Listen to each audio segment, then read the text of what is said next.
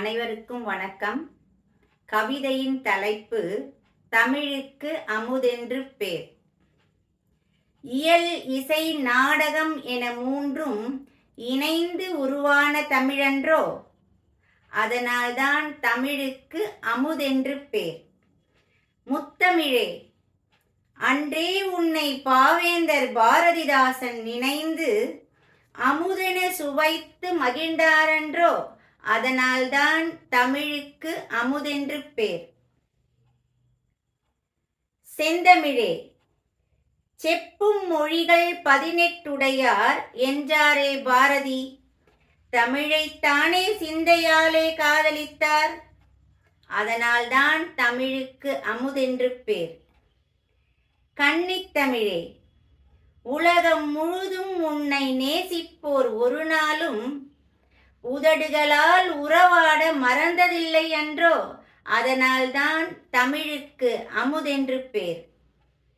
செந்தமிழே, இருவரியால் உலகை ஆண்ட வள்ளுவனை ஆன்றோர்கள் இறைவனாக எண்ணுவதும் உன்னால் அன்றோ?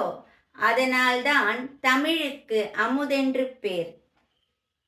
நற்றமிழே, நெஞ்சை அள்ளும் இலக்கியங்களை கற்கின்ற என்னாலும் நாவினிலே இனிமை குறைவதில்லை அன்றோ? அதனால்தான் தமிழுக்கு அமுதென்று பேர். பைந்தமிழே, கடல் கடந்து சென்றாலும் காற்றாக பரவிட்ட உன் புகழோ காலங்களால் அழியாது நிற்கும் அன்றோ? அதனால்தான் தமிழுக்கு அமுதென்று பேர். தீந்தமிழே, ஆராய்ச்சிகள் கூறுகின்ற அளப்பரியாத உன் தொன்மை 1000 ஆண்டுகளின் பழமையானதன்றோ? அதனால்தான் தமிழுக்கு அமுதென்று பேர். சிங்காரத் தமிழே, புராணங்களும் காப்பியங்களும் காலத்தால் அழியாத இலக்கியங்களும் புகட்டிடும் தமிழின் சிறப்பையன்றோ? அதனால்தான் தமிழுக்கு அமுதென்று பேர். தமிழ் என்றும் அமுதென்று தரணியில் உள்ளோரை அழைத்து தமிழ் விருந்தை பாவேந்தர் அளித்தாரோ?